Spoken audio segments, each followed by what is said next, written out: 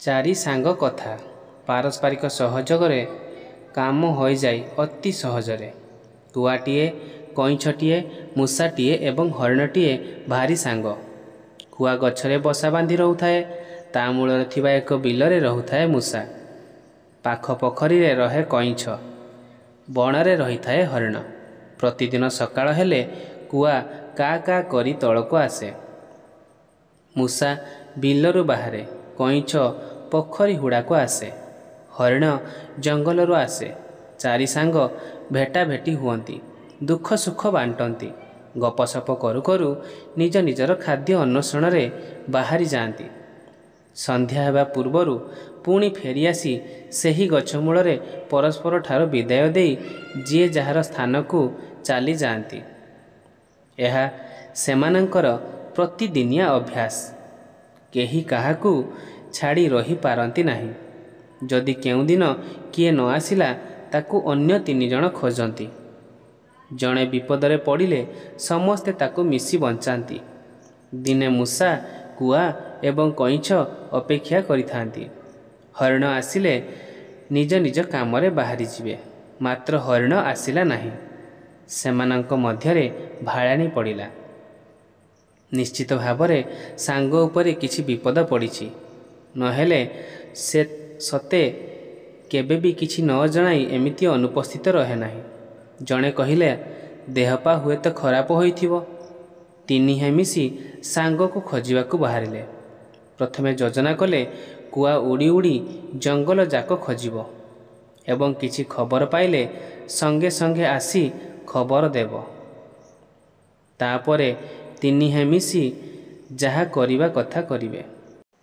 ଏହା କହି କୁଆ କା କା କରି ଉଡ଼ିଗଲା।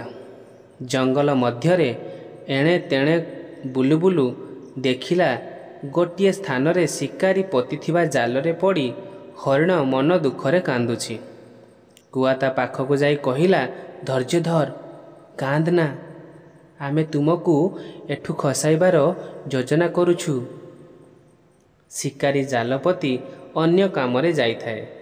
ସେଠାରେ ନଥାଏ। କୁଆ ଯାଇ ମୂଷାକୁ ପିଠିରେ ବସାଇ ନେଇ ଆସିଲା। କଇଁଛ ଧୀରେ ଧୀରେ ଯାଇ ନିର୍ଦ୍ଦିଷ୍ଟ ସ୍ଥାନରେ ପହଞ୍ଚିଲା।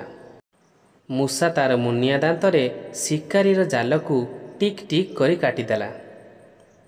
ହରିଣ ବାହାରି ଆସିଲା। ଚାରି ସାଙ୍ଗ ମିଶିଲେ। ଏହି ସମୟରେ ମଣିଷର ପାଦ ଶବ୍ଦ ଶୁଣାଗଲା। ଦେଖାଗଲା ଶିକାରୀଟି ସେଇ ଆଡ଼କୁ ମାଡ଼ି ଆସୁଛି। ସଙ୍ଗେ ସଙ୍ଗେ ହରିଣ ଡେଇଁ ଡେଇଁ ଜଙ୍ଗଲ ଭିତରେ ହଜିଗଲା। କୁଆ ଗଛ ଉପରକୁ ଉଡ଼ିଗଲା। ମୂଷା ବିଲରେ ପଶିଗଲା। ମାତ୍ର କଇଁଛ ତ ଦୌଡ଼ି ପାରିବ ନାହିଁ। ଶିକାରୀ ତାକୁ ଧରି ପକାଇଲା। ମନେ ମନେ ଭାବିଲା, ହରିଣଟା ତ ଖସିଗଲା। ଯାହା ହେଉ, ଏଡ଼େ ବଡ଼ କଇଁଛଟେ ତ ମିଳିଛି। ବେଶ୍ ଭଲ ଭୋଜିଟାଏ ହେବ। ସେ କଇଁଛକୁ ଜାଲରେ ବାନ୍ଧି କାନ୍ଧରେ ପକାଇ ଚାଲିଲା। ଅନ୍ୟ ତିନି ବନ୍ଧୁ ଯୋଜନା କଲେ କିପରି କଇଁଛକୁ ବଞ୍ଚାଇବେ।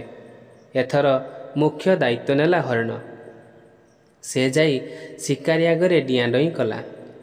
ଶିକାରୀ ହରିଣକୁ ଦେଖି ଲୋଭେଇ ଗଲା। କଇଁଛକୁ ତଳେ ଥୋଇ ଧନୁଶର ଧରି ତାକୁ ଗୋଡ଼େଇଲା। ହରିଣ ତାକୁ ଖେଳେଇ ଖେଳେଇ ଦୂରକୁ ନେଇଗଲା। ଏ ଭିତରେ ମୂଷା ଆସି ତା କାମ ସାରିଦେଲା। କଇଁଛ ଧୀରେ ଧୀରେ ଯାଇ ଗୋଟିଏ ବୁଦା ମୂଳେ ଲୁଚିଗଲା। ମୂଷା ବିଲରେ ପଶିଗଲା। କୁଆ ଯାଇ ହରିଣ କାନରେ କହିଦେଲା, ସାଙ୍ଗ, କାମ ହୋଇଗଲା। ହରିଣ ଜୋରରେ ଘନ ଜଙ୍ଗଲ ଭିତରେ କୁଆଡ଼େ ଉଭାନ ହୋଇଗଲା। ବିଚରା ଶିକାରୀଟି ଅତି ଲୋଭ କରିଥିବାରୁ ନିଜକୁ ଗାଳି ଦେଇ ଛିଣ୍ଡା ଜାଲ ଧରି ମନ ଦୁଃଖରେ ଘରକୁ ଫେରିଲା। ପରଦିନ ସକାଳେ ଚାରି ବନ୍ଧୁ ଏକତ୍ର ମିଳିତ ହୋଇ ଖୁସି ମନାଇଲେ। ବନ୍ଧୁଗଣ, ମୁଁ ଆଶା କରୁଛି ଆପଣଙ୍କୁ ଏହି କାହାଣୀରୁ କିଛି ନା କିଛି ଭଲ ଶିକ୍ଷା ମିଳିଥିବ। କାହାଣୀଟି କେମିତି ଲାଗିଲା କମେଣ୍ଟ କରି ନିଶ୍ଚୟ ଜଣାନ୍ତୁ। ଯଦି କାହାଣୀରୁ କିଛି ଶିକ୍ଷଣୀୟ ଜିନିଷ ମିଳିଥାଏ ତେବେ ହୃଦୟରୁ ଗୋଟିଏ ଲାଇକ୍ କରି ଚ୍ୟାନେଲରେ ନୂଆ ଥିଲେ ଚ୍ୟାନେଲକୁ ସବସ୍କ୍ରାଇବ୍ କରି ଯାଆନ୍ତୁ।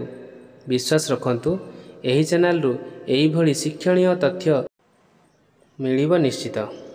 ତେଣୁ ଚ୍ୟାନେଲକୁ ସବସ୍କ୍ରାଇବ୍ କରି ଯାଆନ୍ତୁ। କମେଣ୍ଟରେ ଜୟ ଶ୍ରୀକୃଷ୍ଣ ଲେଖନ୍ତୁ। ଜୟ ଶ୍ରୀକୃଷ୍ଣ।